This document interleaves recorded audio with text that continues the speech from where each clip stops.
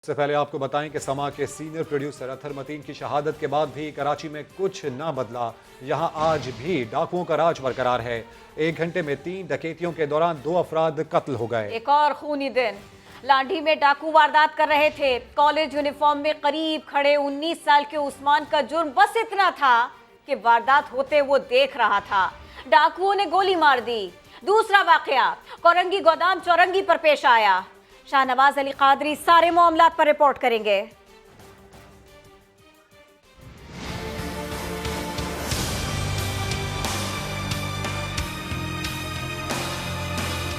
ये 19 साला उस्मान है जिसे आज लांडी के इलाके 36 बी में डाकुओं ने कत्ल किया। फर्स्ट ईयर का तालिब इल्म उस्मान कॉलेज जाने के लिए घर से निकला था। दोस्त की गली में पहुंचा तो उसने गली में डकैती होते देखकर भागने की कोशिश की, जिस पर डाकुओं ने फायरिंग कर दी। मैं घर पे कॉलेज के लिए रेडी हो रहा था, बाहर फायर की आवाज़ आई तो मैंने गेट खोल के देखा तो ये भागता हुआ आया और मेरे गेट का आगे लेट गया। मैंने बाहर इसको उठाया तो इससे उठा के पूछा मैंने एम्बुलेंस में क्या हुआ था, तो कह रहा है डकैत स्नैच कर रहे थे मोबाइल किसी से। मैंने सिर्फ देखा और देखने में मार के चले गए, गर्दन पे गोली मारी थी इसके। अहले खाना का कहना है कि उस्मान का चंद दिन पहले ही फिजाइया कॉलेज में दाखिला हुआ था। वो फिजाइया कॉलेज में फर्स्ट ईयर का तालिब इल्म था और सुबह कॉलेज के लिए ही निकला था कि रास्ते में स्नैचिंग के दौरान उसने देखा डाकुओं को, पीछे भागा है तो उसको पीछे से गोली मारी है ना। रोजाना लोग मर रहे हैं, रोजाना लूट रहे हैं। लांडी में 19 साल उस्मान के कत्ल के चंद घंटे बाद कोरंगी की गोदाम चुरंगी पर डाकुओं ने फार्मास्यूटिकल कंपनी की वैन को लूटने की कोशिश की और इस दौरान गोलियां भी बरसा दी, जिसके नतीजे में कंपनी का मुलाजिम अशोक मौके पर ही दम तोड़ गया और 2 सिक्योरिटी गार्ड्स भी जख्मी हुए। शाहनवाज कादरी, समा, कराची। तो डाकुओं की अलगार कराची बेयारो मददगार। आज 1 ही घंटे के दौरान डाकुओं ने लूट मार के दौरान फायरिंग करके 2 अफराद कत्ल कर दिए, 6 जख्मी हो गए। इसी पर अपडेट्स हासिल कर लेते हैं समा के नुमाइंदे शाहनवाज अली कादरी से। शाहनवाज अली कादरी, किस तरह से आज ये वाकयात पेश आए और अब पुलिस क्या कर रही है, कुछ कर भी रही है कि नहीं?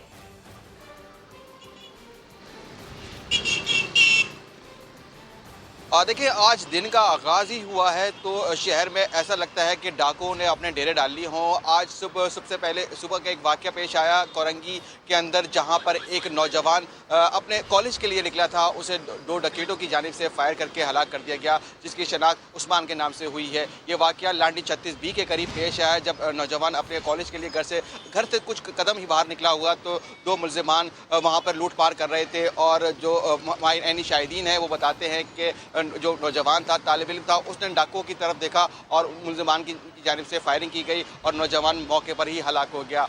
इसके बाद जो दूसरा वाक़या पेश आया वो कोरंगी गोदाम चौरंगी के करीब पेश आया, जब एक कैश वैन को लूटने की कोशिश की गई।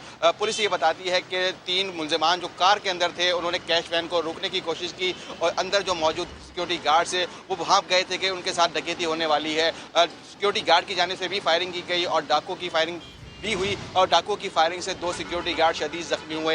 एक जो उनका एम्प्लॉई था कंपनी का, वो अशोक जिसके नाम बताया जाता है, वो गोली लगने से मौके पर हलाक हो गया। आज एक और वाक़या सामने आया जब 21 तारीख को एक शहरी अपनी नई गाड़ी को बचाने के लिए डाकुओं की फायरिंग से जख्मी हो गया था। आज सुबह वो दौरान इलाज दम तोड़ गया है। 21 तारीख को वो वाक़या पेश आया था और आज उसने दम तोड़ा है। ये भी बताया जाता है कि जो शहरी था आज के वाक़यात हैं शाहनवाज जो आप हमें रिपोर्ट कर रहे हैं, लेकिन कराची के शहरियों के लिए फरवरी का महीना भी अच्छा ना गुजरा। 28 दिनों में डकैती के दौरान 5 शहरी कत्ल हुए, 52 जख्मी हो चुके। और इसी की अपडेट्स हासिल कर लेते हैं समा के chief crime reporter Ahmed Rahman Khan से। अहमद रहमान खान, 28 फरवरी आज का दिन, ये आज के वाकयात थे, लेकिन पहली तारीख से लेकर आज 28 तारीख तक क्या क्या कुछ हो गया कराची में, कयामत बीत गई। जी बिल्कुल, अभी आपने एक सवाल किया कि कराची में पुलिस क्या कर रही है, तो मैं आपको ये बताऊं कि कराची में पुलिस बड़े-बड़े दावे कर रही है कि वो मुल्ज़िमान को पकड़ रही है और अब वारदातें कम हो जाएंगी, लेकिन ऐसा कुछ नहीं हो रहा। फरवरी के ही महीने में 5 अफराद को डकैती मज़ाहमत पर कत्ल कर दिया गया, 52 के करीब जो है वो जख्मी हुए। 150 से ज़ायद शहरी हैं जो अपनी मोटरसाइकिलों से जो अपनी गाड़ियों से चुके हैं, जबकि 3006 शहरी हैं जो अपनी मोटरसाइकिलों से महरूम हुए, या तो उनकी मोटरसाइकिल छीन ली गई या चोरी कर ली गई। तो सिर्फ ये फरवरी की बात नहीं है। अगर हम जनवरी में चले जाएं रवां साल के, तो 12 शहरियों को जो है वो डकैती मज़ाहमत पर कत्ल किया गया, 43 के करीब जो है वो जख्मी हुए।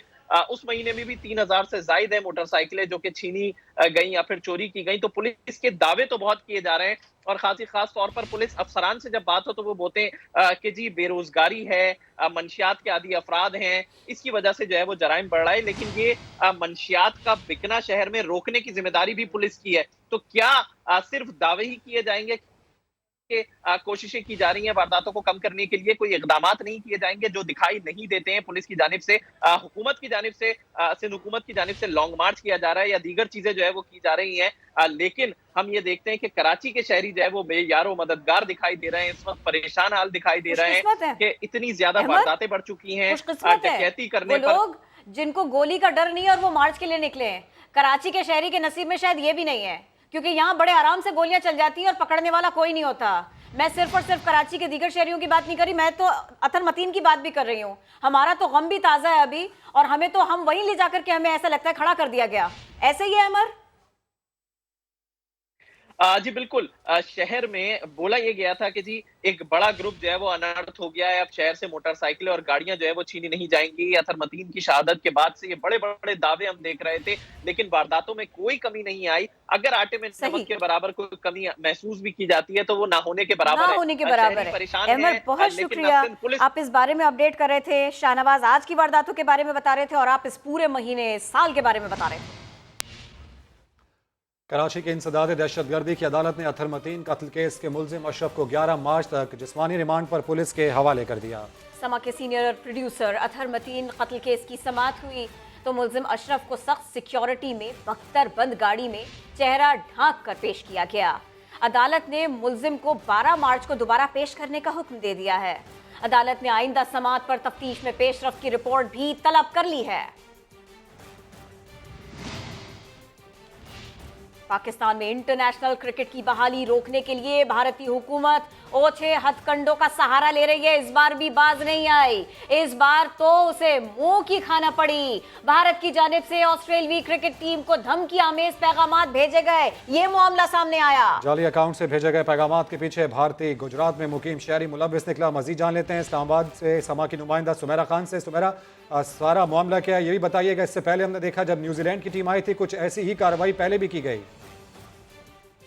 बिल्कुल, ये इस मर्तबा तो खैर ये बहुत वक्त से पहले ही इस चीज को नैब कर लिया गया है। पाकिस्तान के खिलाफ ये एक और साजिश करने की कोशिश की गई है, लेकिन इस मर्तबा क्योंकि तहकीकात हो गई, पहले वो धमकी आमेज पैगामात की इन्वेस्टिगेशन हुई और ऑस्ट्रेलियाई क्रिकेटर के अहले खाना को जो इंस्टाग्राम पे धमकी आमेज पैगाम भेजा गया था उसकी तमाम तर IP एड्रेसेस के थ्रू, हालांकि VPN यूज किया जा रहा था, मगर उन्होंने उसको काफी एडवांस टैक्टिक्स के जरिए उन्होंने इसको आई शर्मा 391 जो अकाउंट है उसको उन्होंने इन्वेस्टिगेट किया और भारतीय गुजरात में मुकीम मुराइदल तिवारी जो है वो इसमें मुलविस निकले।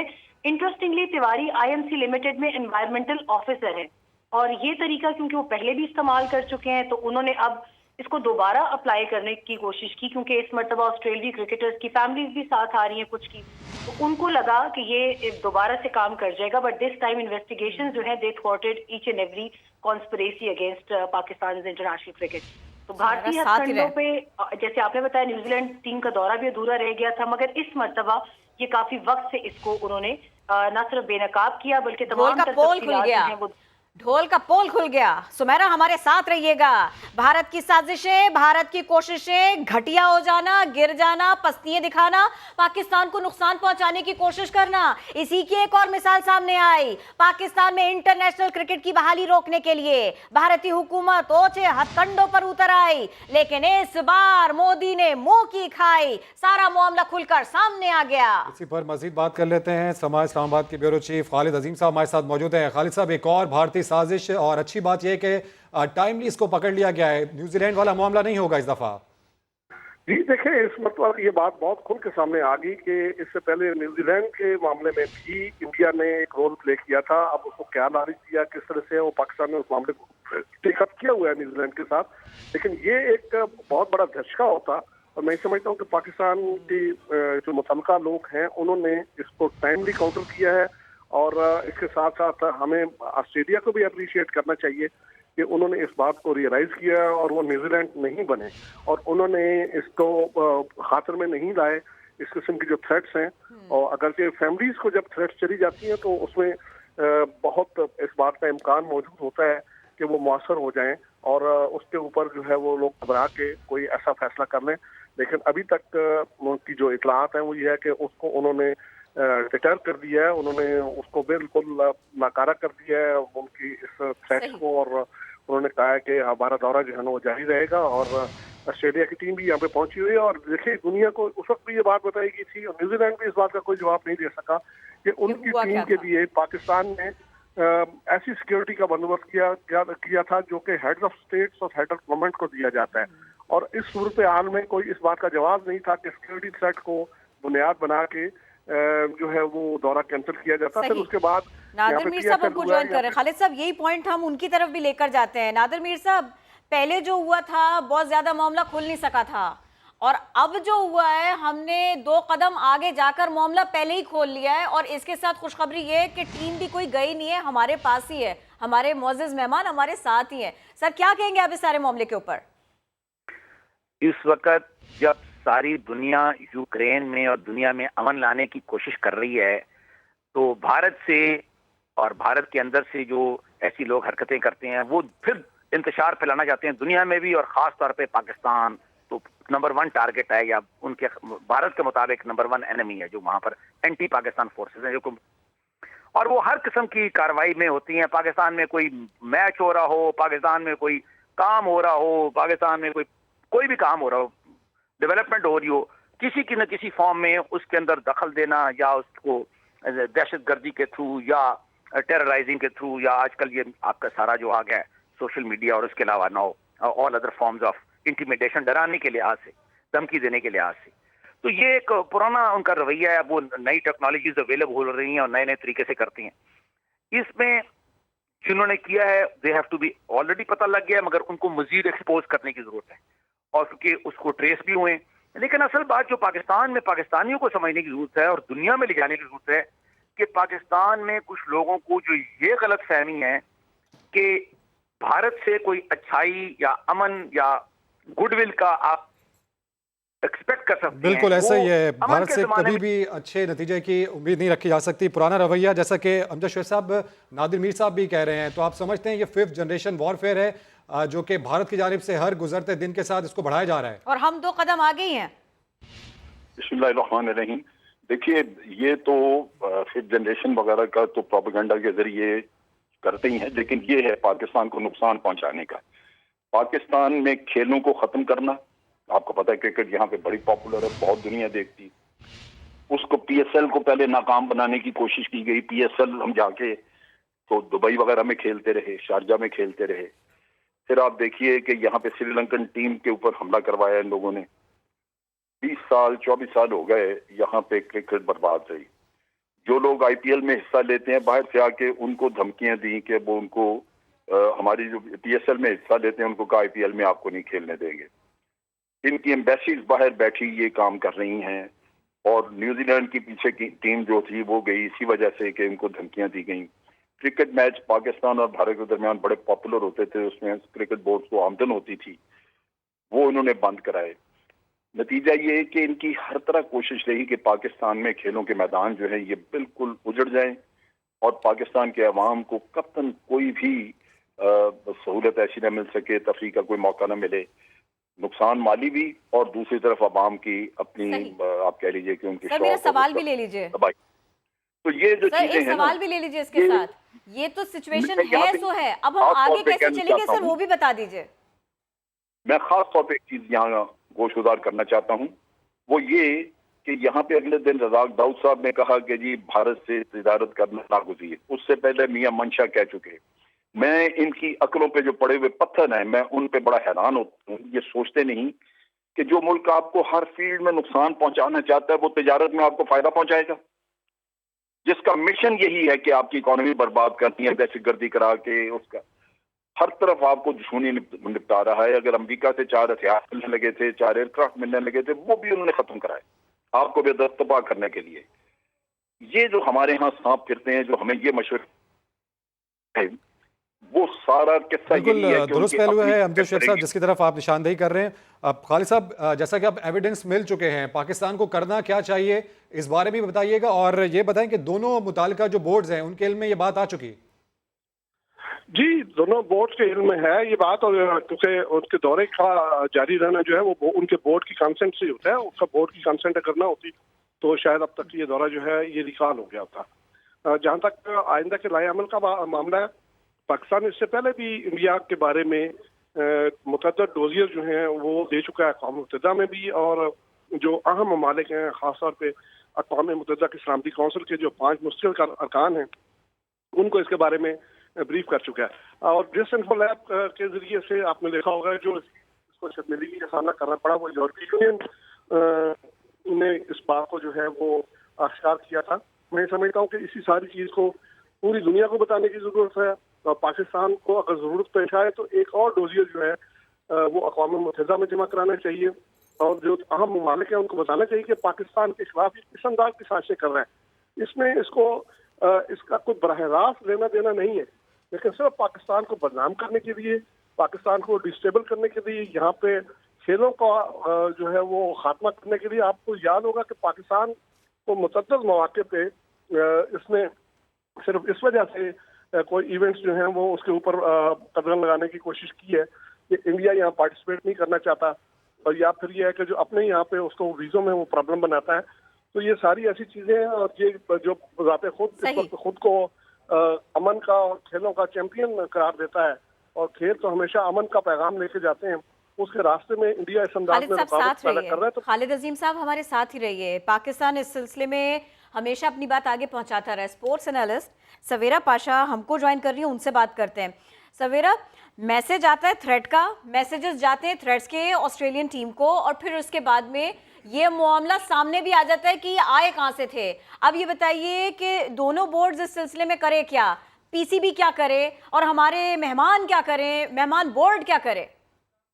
देखिए, सबसे पहले तो मुझे लगता है कि उन मैसेजेस की वो कहाँ से आ रहे हैं, क्या वो किसी रैंडम शहरी की तरफ से आ रहे हैं, उसकी जांच पड़ताल करना जरूरी है। बिकॉज XYZ हर मुल्क में हर जगह जो है इस तरह के लोग पाए जाते हैं जो कि आपस में नफरतें फैलाना चाहते हैं। तो सबसे पहले ये देखना पड़ेगा कि ये मैसेजेस एक्चुअली किसकी तरफ से आ रहे हैं, क्या इसमें कहीं गवर्नमेंट इन्वॉल्वमेंट है कि नहीं है, या ये किसी XYZ रैंडम शहरी है जिसने मैसेज इंडियंस कभी भी नहीं मानते कि ये उन्होंने किया था, और ऐसा 12 उनकी तरफ से हो चुका है। अब मुझे बताइए इस रोशनी में इस बात को कि इंडियंस इसके पीछे और वो करवा रहे हैं, भारतीय हुकूमत इसके पीछे और वो करवा रहे हैं, अब पीसीबी को क्या करना चाहिए?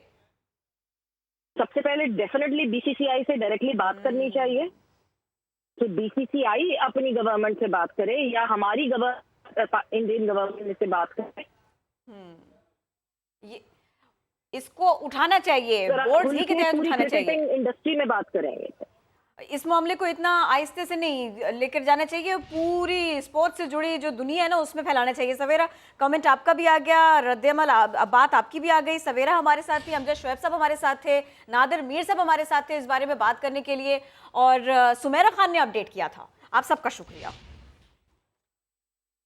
वज़ीर-ए-आज़म इमरान खान आज कौम से खिताब करेंगे। मईशत समेत अहम कौमी उमूर पर कौम को एतमाद मिलेंगे। वफाकी वज़ीर इत्तलात व नशरियात फवाद चौधरी ने अपने ट्विटर पैगाम में बताया, वज़ीर-ए-आज़म अपने खिताब में रूस यूक्रेन जंग के तनाजुर में मईशत और आलमी चैलेंजेस पर अहम गुफ्तगू करेंगे और अवाम को एतमाद मिलेंगे।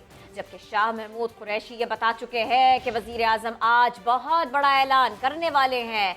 इमरान खान आज अपने दिल की बात करने वाले हैं।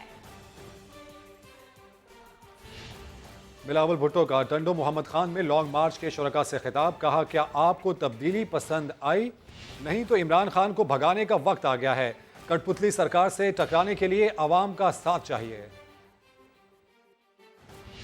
आप हमारे साथ हो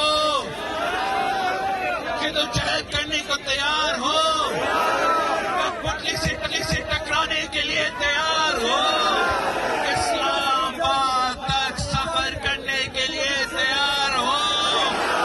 अगर आप हमारे साथ हो तो इंशाअल्लाह ताला हम कामयाब होंगे।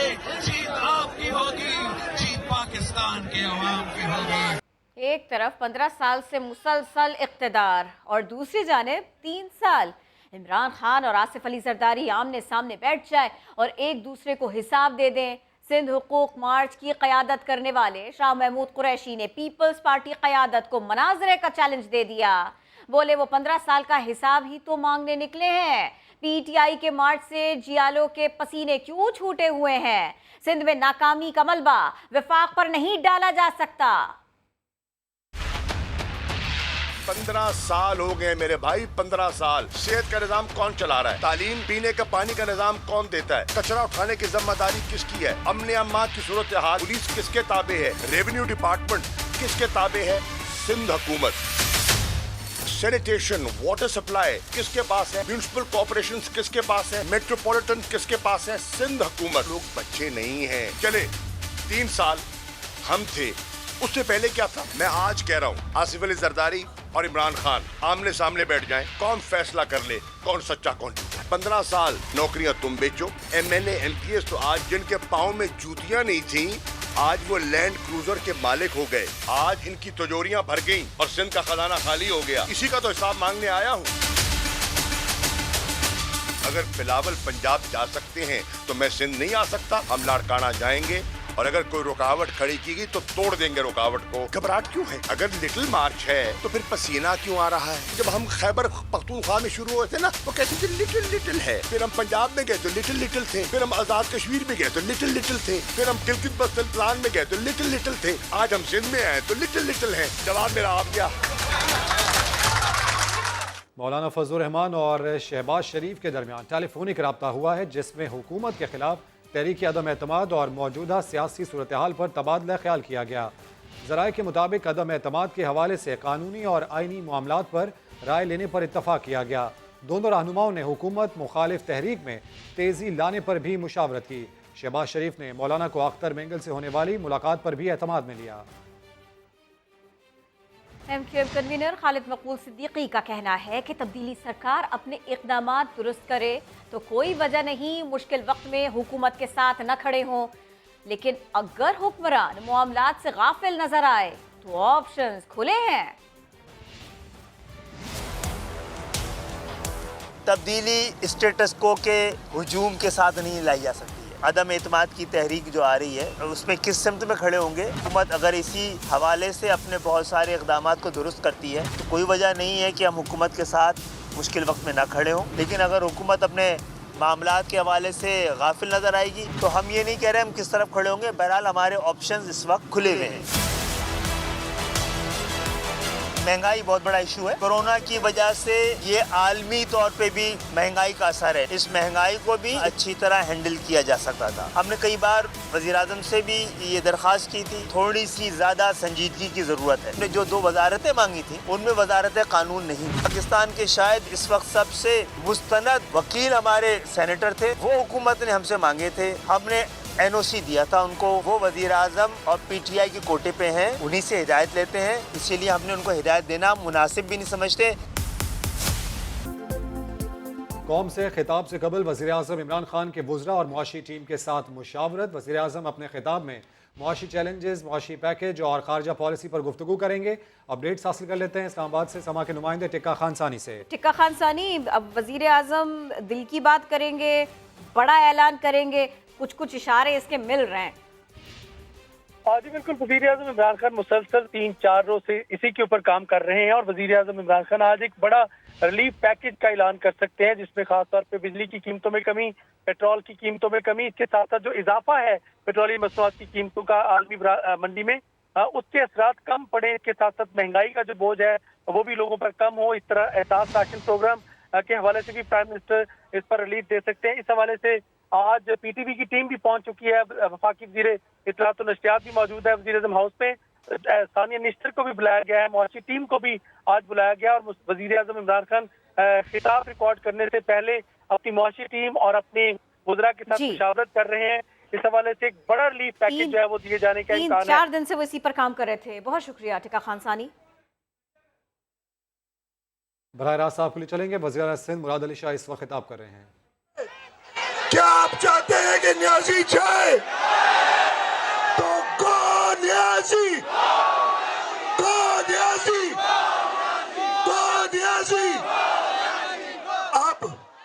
जैसे उसमें जर्रा बराबर भी अपनी इज्जत का उसको कोई ख्याल नहीं तो 3-3.5 साल में उसने मुल्क का जो हाल किया है, जो महंगाई का तूफान बर्पा किया है, जो लोगों को बेरोजगार किया है, जो लोगों के छत से के सर से छत छीनी है, उसे तो वैसे ही चला जाना चाहिए। और आप सबकी बात सुन के अगर उसमें थोड़ी सी भी गैरत होगी तो आज इस्तीफे का ऐलान करेगा, लेकिन मुझे लगता मुश्किल है, इसलिए कि उसका एक ही मिशन है कि मैं अपने लोगों को तकलीफ में डालूं।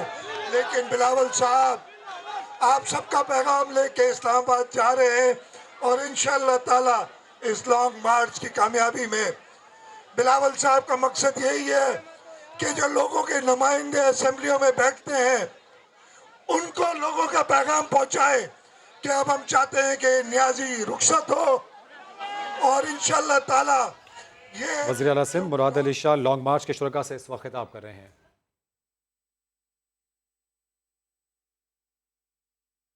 एक ब्रेक के बाद हाजिर होंगे हेडलाइंस के साथ। देखते रहिए समा।